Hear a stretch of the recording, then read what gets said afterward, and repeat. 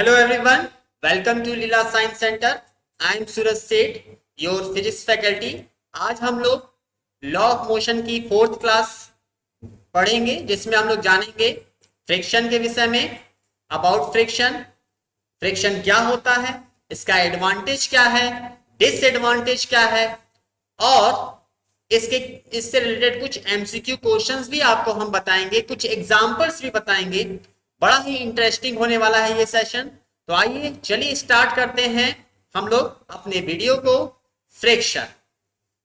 इस फ्रिक्शन को स्टार्ट करने के पहले हम लोग एक ग्रेट मैथमेटिशियन के विषय में जानेंगे, जिनका नाम है, क्या you know, Leonardo da Vinci. नाम सुना होगा आपने.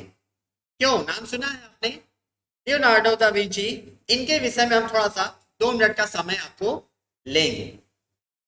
ये जो आप स्मॉल वीडियो आपने अभी देखा अपने मोबाइल पर और लैपटॉप पर, ये एग्जैक्टली क्या बताता है? कोई भी चीज है वो स्लाइड करती है.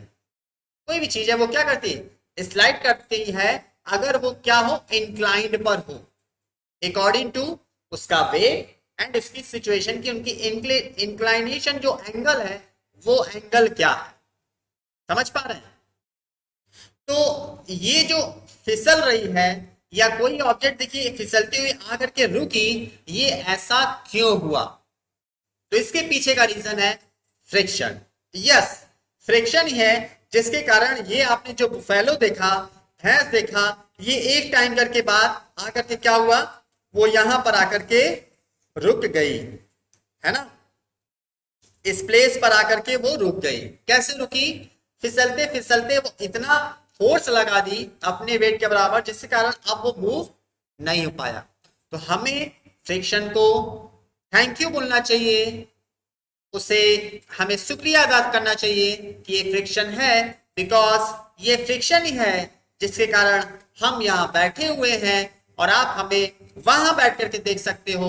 बिकॉज अगर फ्रिक्शन न होता तो कोई भी मूविंग ऑब्जेक्ट है वो मोशन में ही रहती, और अगर कोई रेस्ट है तो वो रेस्ट में ही रखती, क्योंकि उस पर कोई भी अपोजिंग फोर्स अप्लाई नहीं होता.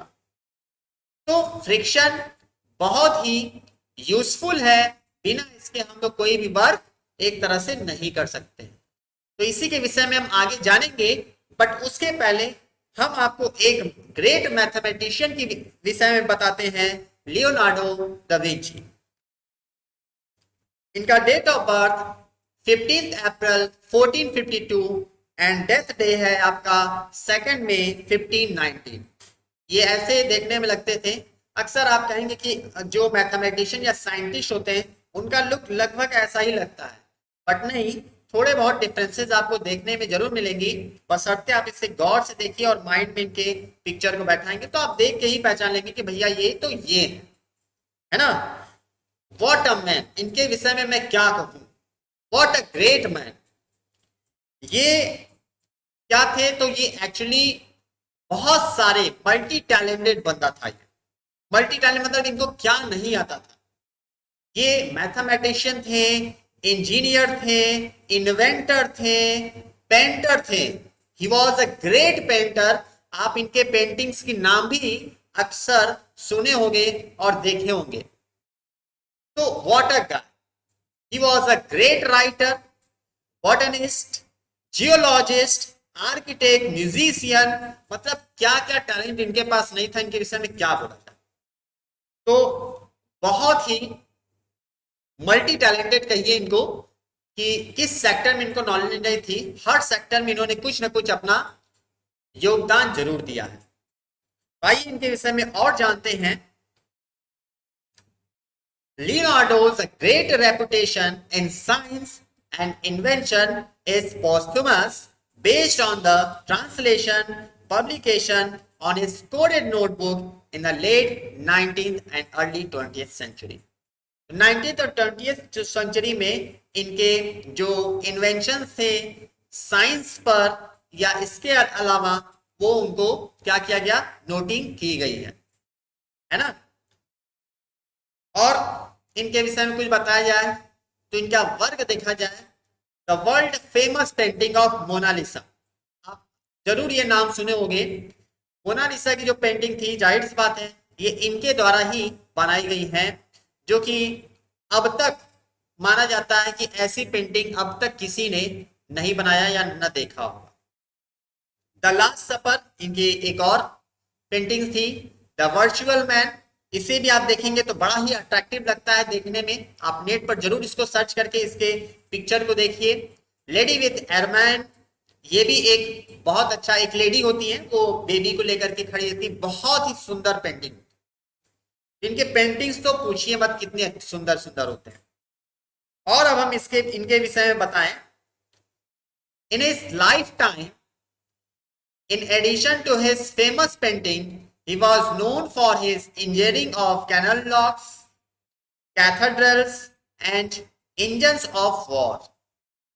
यानी पेंटिंग्स के अलावा भी हमारे साइंस में भी बहुत सारे इनके इन्वेंशंस और एक्सपेरिमेंट्स रहे हैं, जिनमें कैनल लॉक्स है, कैथेड्रल्स हैं और engines of war.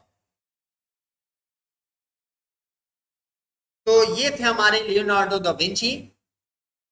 I hope ये आपको चीजें क्लियर हो गई होंगी इनके विषय में जो हमने बताने की कोशिश की। इन्हें आप जरूर नेट पर भी इनको सर्च करके और इनके विषय में जानें कि और इनके पास क्या क्या टैलेंट थी और क्या चीजें थी। आइए अब हम अपने टॉपिक पर आते हैं, फ्रिक्शन, और जानते हैं कि एग्जैक्टली फ्रिक्शन क्या है।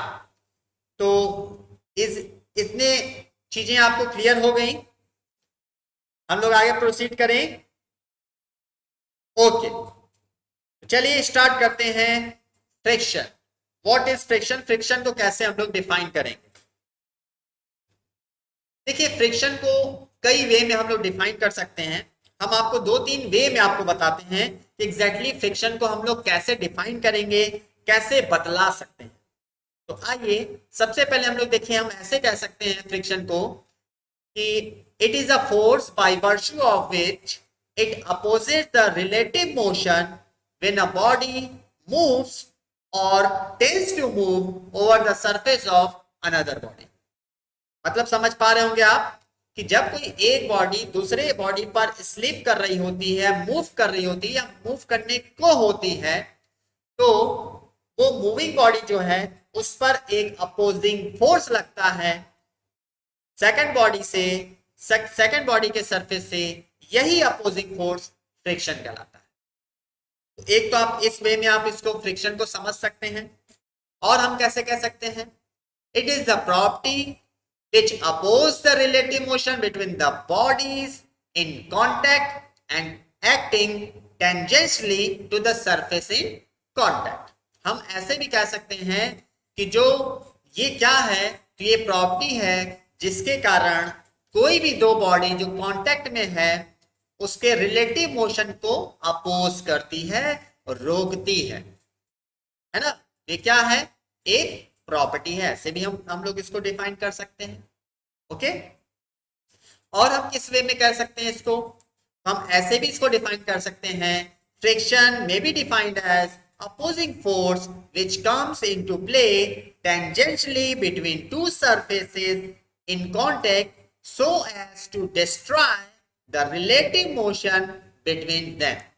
यानी कि अगर कोई बॉडी मूव कर रही है, उसके वो कांटेक्ट में होना चाहिए, कांटेक्ट में है, मूव कर रही है, और उसका रिलेटिव मोशन जिस कारण से, जिस प्रॉपर्टी से, जिस अपोजिंग फोर्स से डिस्ट्रॉय हो रही है, उस अपोजिंग फोर्स को ही हम लोग फ्रिक्शन कहें। तो इस तरह से हम लोग फ्रिक्शन को कई लैंग्वेज में हम इस तरह से कई वे में हम इसको डिफाइन कर सकते हैं। तो इज इट क्लियर स्टूडेंट्स आपको फ्रिक्शन? Any doubts? आइए आगे हम लोग बढ़ते हैं फिर। A body in motion comes to rest due to opposing force acting between the body and the surface in contact.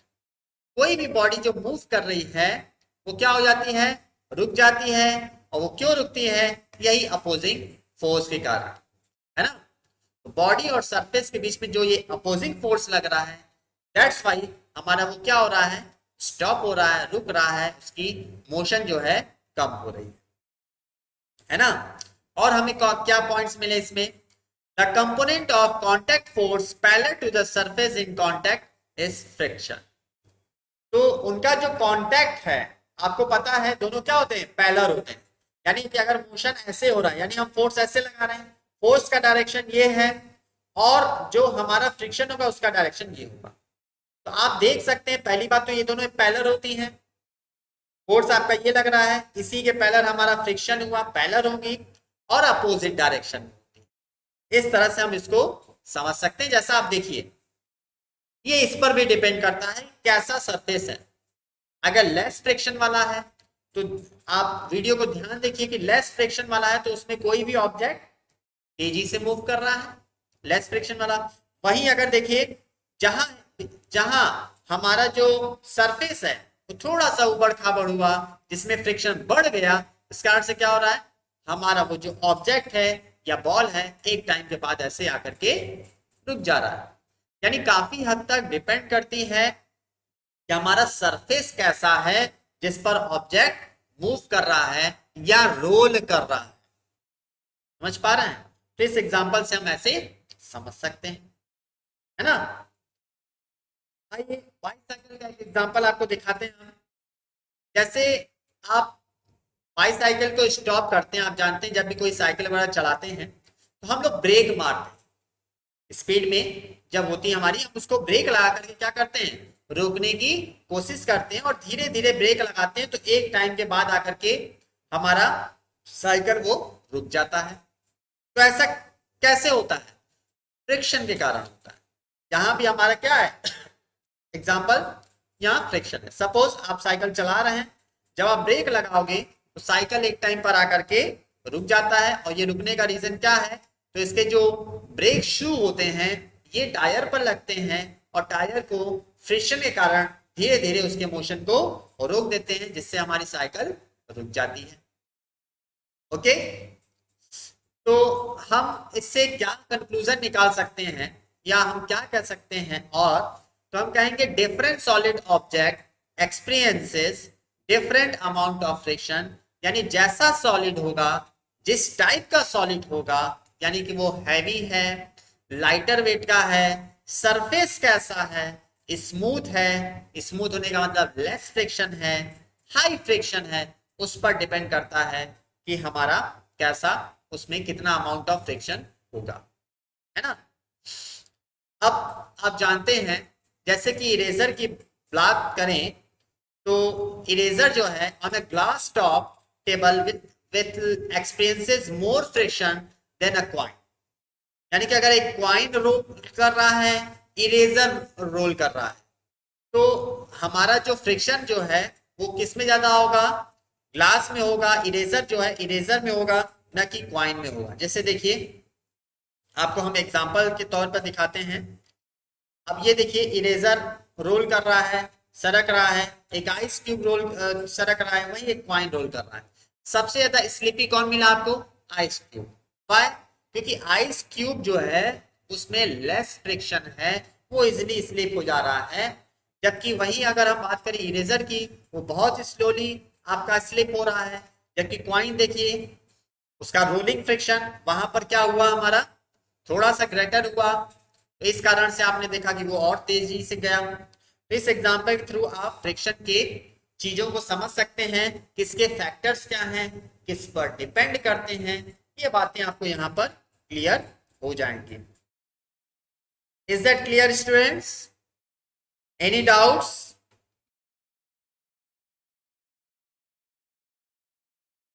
आइए कुछ और एग्जांपल्स आपको बताते हैं। जैसा आप जानते हैं कभी कभी अक्सर होता है कि हम लोग फ्लोर पर स्लिप कर जाते हैं, या जब भी बारिश होती है तो सड़क पर भी हम लोग बहुत सारे लोगों को फिसलते हुए देखते हैं।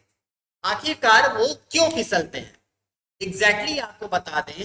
जब वो चलते हैं या जब हम लोग फ्लोर पर चलते हैं और वहां थोड़ा सा भी पानी वगैरह गिरा हो या कुछ ऐसा ही लिक्विड गिरा हो, तो एग्जैक्टली क्या होता है, वो लिक्विड हमारे पाँव के सरफेस पर एक लेयर बना देती है और वो लेयर फ्रिक्शन को कम कर देती है और फ्रिक्शन कम होने के कारण ही हम स्लिप कर जाते हैं। तो ये होता है हमारे स्लिप होने का कारण, जो कि आप यहाँ पढ़ सकते हैं, है ना। ये चीजें हमें देखने को मिलती हैं। इसी कारण से बहुत सारे एक्सीडेंट होते हैं।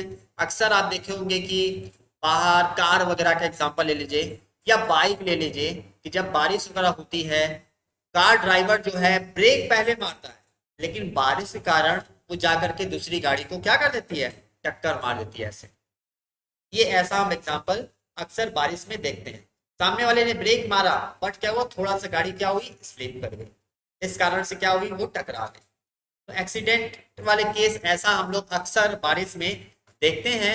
इसलिए हमें क्या करना चाहिए, बहुत पहले से ब्रेक मारना चाहिए। ये नहीं कि एकदम करीब जाके ब्रेक मारे, नहीं, कोशिश करिए कि 1 मीटर 2 मीटर पहले ही आप थोड़ा थोड़ा ब्रेक मारते रहें। ये हम लोग को केयर करना चाहिए, चाहे वो हम जब कार ड्राइव कर रहे हो, बाइक चला रहे हो, साइकिल चला रहे हो या स्केट कर रहे हो, फिर भी, है ना। तो आइए अब हम लोग कुछ एमसीक्यू क्वेश्चंस आपसे पूछते हैं, देखते हैं आप लोग इसका कैसा जवाब देते हो। चैट बॉक्स में आप जरूर इसका रिप्लाई करिए। We observe many accident during rainy season because of what, more friction, less friction, no friction और none of this. Fast students reply करिए। Fast student, what, less friction. जल्दी रिप्लाई करें आप। याद होगा हमने बताया था फ्रिक्शन कम होने के कारण ही हम लोग क्या होता है, ऐसा हमें देखने को मिलता है ना। आइए एक और हम पूछते हैं। Friction is always what, opposite to the motion of body, perpendicular to the surface of contact, tangential to the surface of contact और inclined to the surface of contact. बताइए कौन सा ऑप्शन सही लग रहा है, A B C D, C, it is tangential to the surface of contact. समझ पा रहे हैं आप लोग, क्लियर हो पा रहा है। याद होगा हमने यहां बताया था ये कैसा होगा, तो टेंजेंशियल होगा, है ना। आइए अब हम आपको आगे ले चलते हैं, कॉजेज ऑफ फ्रिक्शन की बात करते हैं, क्या इफेक्ट होता है, क्या इससे चीजें और हमें देखने को मिलती हैं। तो कॉजेज की हम बात करेंगे अब। The surface of any body appears as a combination of ups or elevation and downs, depression, on placing one body over another body. Few of elevation on the first body set into few of depression on a second body. आप ऐसा देखते हैं कि हमारा कोई भी body है, surface पर जब अप या डाउन जाता है तो उसमें क्या चीजें देखने को मिलती हैं कि जैसे जैसे हम एलिवेशन बढ़ाते हैं घटाते हैं, उससे हमारी जो बॉडी स्लिप हो रही है उस पर इफेक्ट पड़ता है ना। और हम क्या देखते हैं, it looks as two surface interlock with each other. जैसे देखिए आप कोई ऑब्जेक्ट आपका इंक्लाइंड है, फिसल रहा है, फिसलते फिसलते फिसलते एक समय आएगा कि वो रुक जाएगा। तो ये ऐसा क्यों रुकता है तो होता क्या है एग्जैक्टली, आपके सरफेस एक दूसरे से क्या हो जाते हैं, इंटरलॉक हो जाते हैं, वो उसको स्लिप होने नहीं देते हैं, जिसके कारण से। और हमें क्या देखने को मिलता है, due to this interlock motion of one body और अदर बॉडी इज रिस्ट्रिक्टेड। इसी कारण से क्या होती है, हमारी बॉडी रिस्ट्रिक्ट हो जाती है, मूव नहीं करती। समझ पा रहे हैं, is that clear.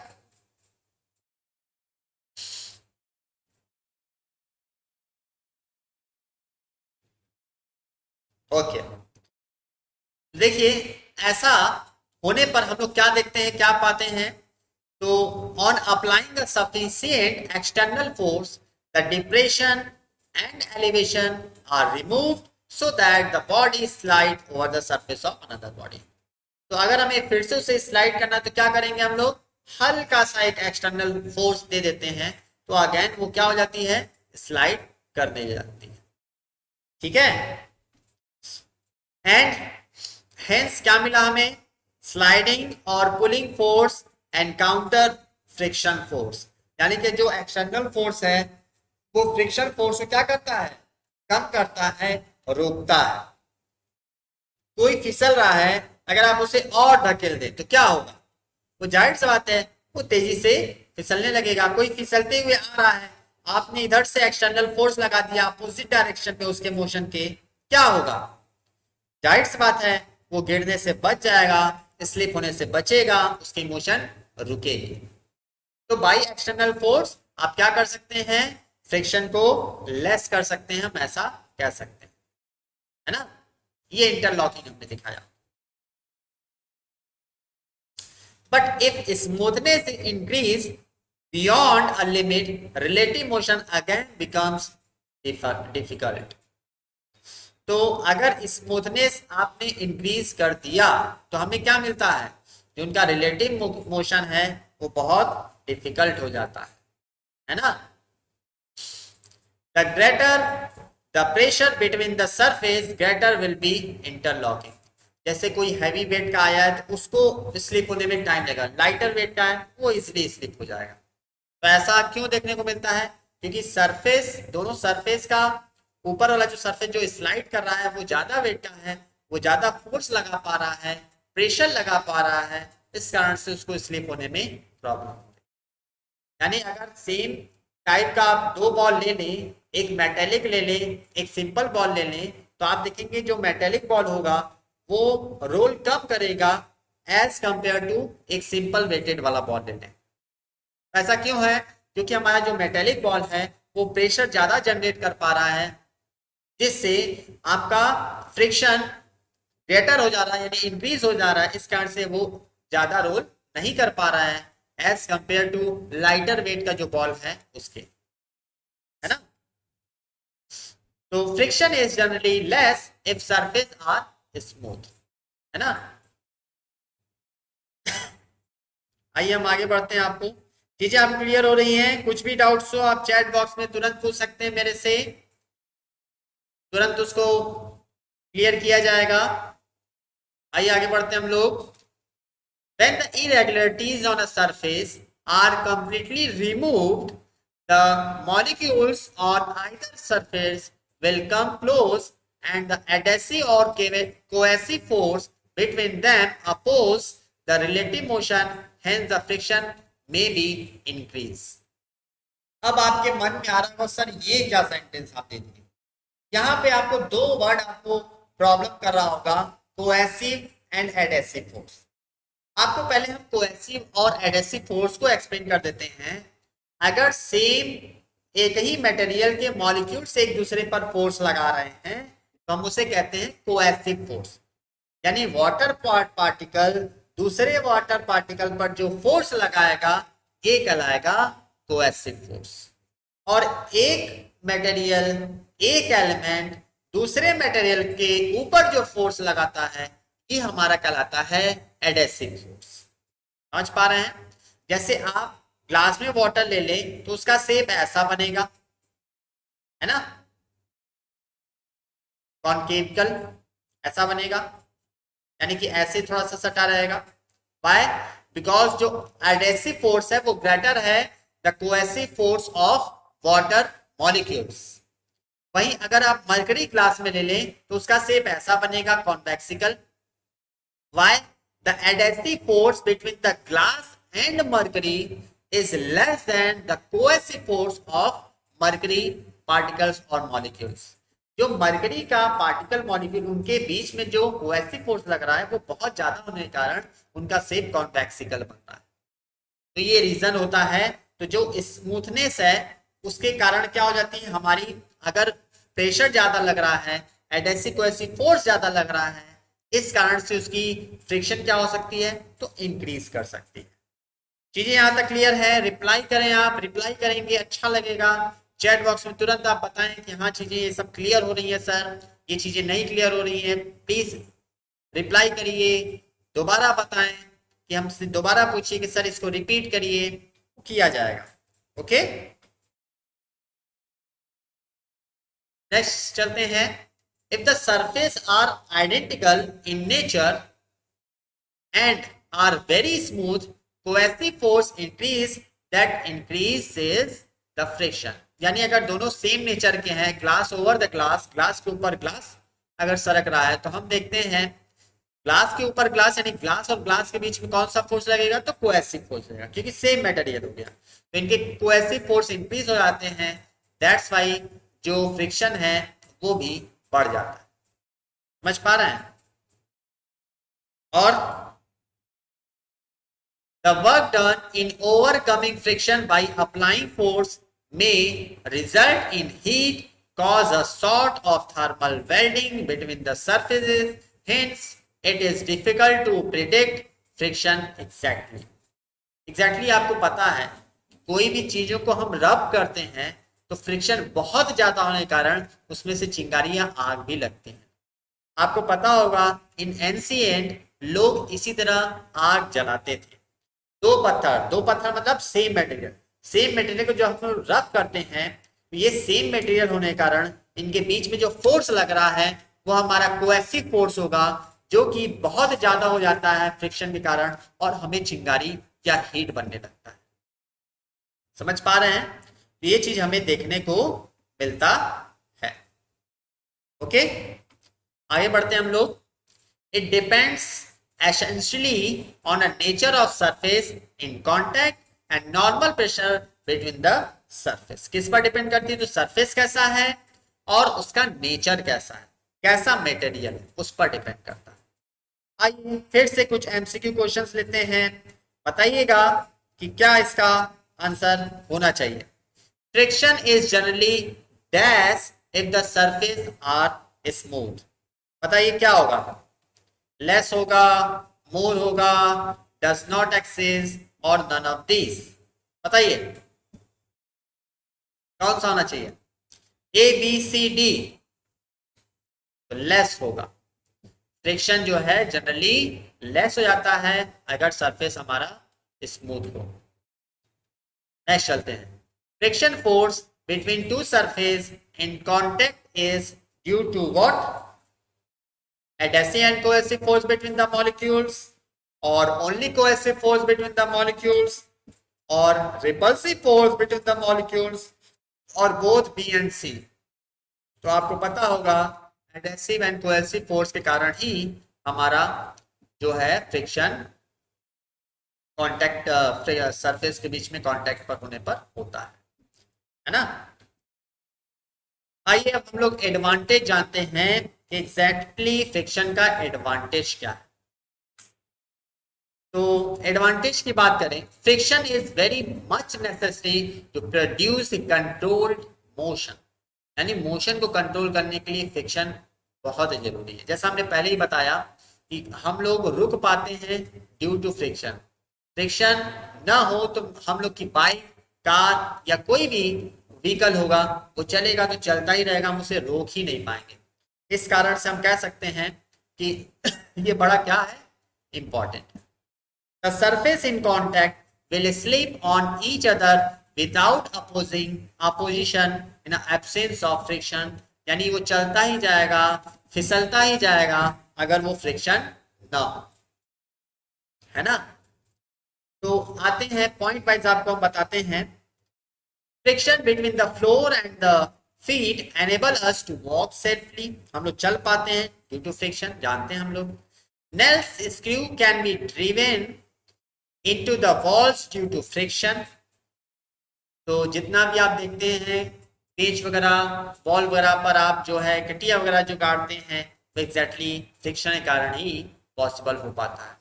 Friction support the finger to hold the object. किसी भी चीज को आपने ऐसे पेन पकड़ा है, अगर फ्रिक्शन ना हो तो ये क्या होगा, स्लिप हो जाएगा। यानी किसी चीज को हम पकड़ रहे हैं तो ड्यू टू क्या है, फ्रिक्शन है। Moving wheels can be stop due to friction, जैसा हमने पहले आपको एग्जांपल बताया, है ना। ये आप देख सकते हैं, इस तरह से हम लोग आग जलाते थे फ्रिक्शन से। ये एंशिएंट में आप देखते थे, अब तो हम लोग जाहिर सी बात है बहुत सारी चीजें हैं। यानी हम कह सकते हैं फ्रिक्शन ही है जो फायर यानी आग को क्या किया, बना पाया, उनका इन्वेंशन हुआ। ठीक है, टायर के बीच में, फ्लोर के बीच में वेट के हिसाब से आप जानते हैं, इस पर भी फ्रिक्शन को बढ़ाने के लिए उसमें गड्ढे किए जाते हैं, जो आप यहाँ पर देख सकते हैं। ये जो आप देख रहे हैं, ये जो आप गैप देख रहे हैं, इसको ज़्यादा इसलिए बनाया जाता है जिससे कि ब्रेक मारने पर हमारा जो बस वगैरह है, हैवी व्हीकल में ऐसा देखने को मिलता है, वो रुक पाए, स्लिप ना करे, है ना। तो friction is greater on a rubber surface, the grooves in rubber tire are made to reduce the smoothness of tire and increase friction, which helps avoiding skidding of the vehicles, यानी फिसलने से हमें क्या करता है, बचाता है ना। Our planet, the earth, whirls into outer surface if friction was present in outer space. Friction is absent in the outer space. Due to this, planet continue whirling in their space. अगर ये ना होता तो क्या होता, सभी चीजें एक दूसरे से टकराती और टकराने से हमारा वो आग लग जाता। फ्रिक्शन नहीं है बाहर स्पेस में, इस कारण से चीजें क्या हो रही हैं, आपकी कोलाइड करने पे वहां पे आग नहीं लग पा रहा है ना। ये देखिए इजिली हमारे सारे जो प्लैनेट्स हैं वो रिवॉल्व कर पा रहे हैं, है ना। ये आप देखिए, देख सकते हैं फिगर में। आइए कुछ एमसीक्यू पर आते हैं। Which of the following is not an advantage of friction? इसमें से कौन सा एडवांटेज नहीं है, बताइए आप। वॉक करने में सेव करता है, होल्ड द ऑब्जेक्ट, और moving wheels can be stop due to friction, wear and tear of machine increases due to friction. Yes, D is correct. ये फ्रिक्शन का एडवांटेज नहीं है। नेक्स्ट आते हैं आपको, अब हम बताते हैं आपको डिसएडवांटेज। डिसएडवांटेज क्या देखने को मिलता है, तो फ्रिक्शन के बहुत सारे डिसएडवांटेज भी हैं। क्या है, friction is disadvantages, so it produce many undesirable effects such as, आते हैं हम लोग first, wear and tear between the machinery parts increases and reduce their life due to friction. जो मशीनरी पार्ट्स होते हैं एक दूसरे से घिसने के कारण, ड्यू टू फ्रिक्शन, रगड़ खाने के कारण वो क्या होते हैं, डैमेज होते हैं और जल्दी खराब हो जाते हैं, है ना। और क्या देखते हैं, some energy gets converted into heat which goes as waste due to friction. कोई भी मशीनरी पार्ट्स है, वो भले ही इलेक्ट्रिसिटी से चल रहा हो या अदर कैसा भी हो, मशीनरी पार्ट्स चलते चलते वो क्या हो जाता है, गर्म हो जाता है, यानी बहुत सारी उसकी एनर्जी हीट में कन्वर्ट हो जाती है, जो कि वेस्टेज चला जाता है ना। और हम क्या देखते हैं, large amount of power loss in machine and engines hence bring down their efficiency. तो हम लोग ऐसा भी देखते हैं, जो मशीन और इंजन है उनका पावर जो है बहुत ज्यादा अमाउंट उनका क्या हो जाता है, वो लॉस हो जाता है, उनकी एफिशिएंसी कम हो जाती है। आइए अब हम आपको फिर से कुछ एमसीक्यू पर लगते हैं। Friction is disadvantageous because why? It opposes motion, it increases motion, it decreases motion, none of these. तो it opposes motion. तो यही इसका है, मोशन को क्या करता है, अपोज करता है, इस तरह से हम कह सकते हैं, है ना। आइए हम लोग जानेंगे मेथड टू रिड्यूस फ्रिक्शन। आगे बढ़े, यहां तक में कोई डाउट्स हो बताएं students, you have any doubts?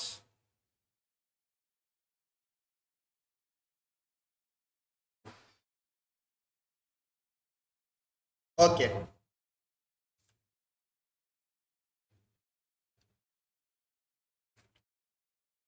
Using lubricants, आपको पता है बाइक वगैरह हो या कोई मशीनरी पार्ट्स हो, उसमें लुब्रिकेंट यूज किया जाता है।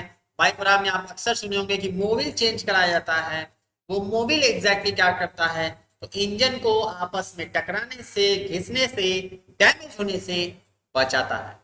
इसी तरह आप कोई भी मशीन वगैरह, सिलाई मशीन या ऐसा कुछ मशीन वगैरह देखिए, उसमें ऑयल वगैरह डाला जाता है, उसकी अलग से कोई ऑयल आते हैं, उसे डालते हैं, जिससे हमारे मशीन के पार्ट जो हैं एक दूसरे से घिसे कम, इजिली स्लिप करें, फिसलें और डैमेज होने से बच पाए।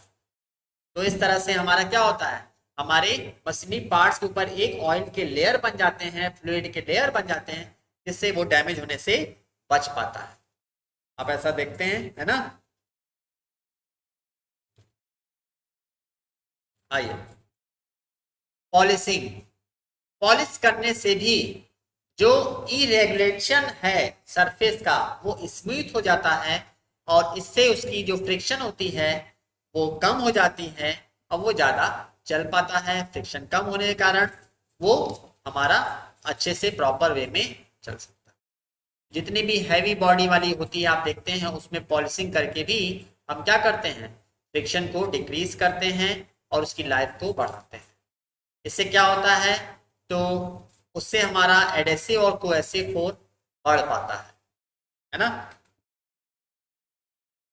Using ball bearing. Ball bearing जानते होंगे, आपको हम अभी फिगर दिखाते हैं। The free wheels of vehicles are provided with a ball bearing to reduce friction as they convert sliding friction into rolling friction. देखिए, स्लाइडिंग फ्रिक्शन, ये फ्रिक्शन ग्रेटर होता है हमेशा, और रोलिंग फ्रिक्शन जो है हमेशा कोई चीज रोल कर रहा है उसमें फ्रिक्शन जो है वो कम लगता है as compare to sliding friction या स्टैटिक फ्रिक्शन बोलिए। अभी हम आपको उसके टाइप्स ऑफ फ्रिक्शन बताएंगे, तो आपको चीजें आपको वहां बता पाएंगे कि चीजें कहां पर कम लग रही हैं, कौन सी फ्रिक्शन कम होती है, उससे ज्यादा क्या होता है, सबसे ज्यादा फ्रिक्शन कौन से उसमें लगता है, तो चीजें आपको भी हम बताने वाले हैं। तो ऐसा आप साइकिल वगैरह में देखते हो, वहां बॉल बेयरिंग का ही यूज किया जाता है। क्यों? क्योंकि बॉल बेयरिंग जो है फ्रिक्शन को डिक्रीज करता है, कम करता है, और वो ज्यादा वर्क कर पाता है कम फोर्स लगा करके। ये ऐसा देखने में लगता है बॉल बेयरिंग हमारा, देखे होंगे, है ना। छोटे छोटे आपके मेटेलिकल बॉल होते हैं जो इसके अंदर में होते हैं, जिसके कारण वो क्या होता है, इजिली रोटेट कर पाता है। और by streamlining, automobiles, aeroplanes have a special design such that they are streamlined to reduce the friction due to air. When they are in motion, friction is reduced due to air. आपको पता है कुछ हमारे aeroplane वगैरह इसके ऐसे shape बनाए जाते हैं, या रेसिंग कार वगैरह देखिए, बाइक वगैरह देखिए, वो आगे से ऐसे नुकीला बनाता है जिससे एयर जो कांटेक्ट कर रहा है, उस एरोप्लेन हो, बाइक हो या कार हो, वो एयर हमारा उसको ज्यादा डैमेज न कर पाए, रोक ना पाए, फ्रिक्शन कम लगे, इस कारण से उसके शेप देखिए आगे से नुकीला टाइप का ऐसे बनाया जाएगा, कोनिकल शेप दिया जाता है। तो ये आपको देखने को मिलता है। आइए कुछ एमसीक्यू पर आते हैं फिर से। As are the method of reducing friction? Using lubricant, polishing, using ball bearing, all of above, जाहिर है सभी हैं। सेकंड देखते हैं, which of the following is wrong? कौन सा इनमें से गलत है, बताएं आप। Using ball bearing, sliding friction changes to rolling friction, lubricant decrease friction since intermolecular force are weak in liquid, or a polishing increase friction since molecule come closer. None of these. कौन सा सही होगा बाबू? तो इनमें से कोई भी नहीं, सभी सही है। ओके स्टूडेंट्स, यहां तक चीजें क्लियर हैं आपको? आई होप आज का ये वीडियो आपको समझ में आया होगा, चीजें समझ में आई होंगी। फिर भी अगर आपको कोई डाउट लगता है तो आप मेरे से चैट बॉक्स में पूछ सकते हैं। देखिए यहां तक चीजें क्लियर हुई या नहीं।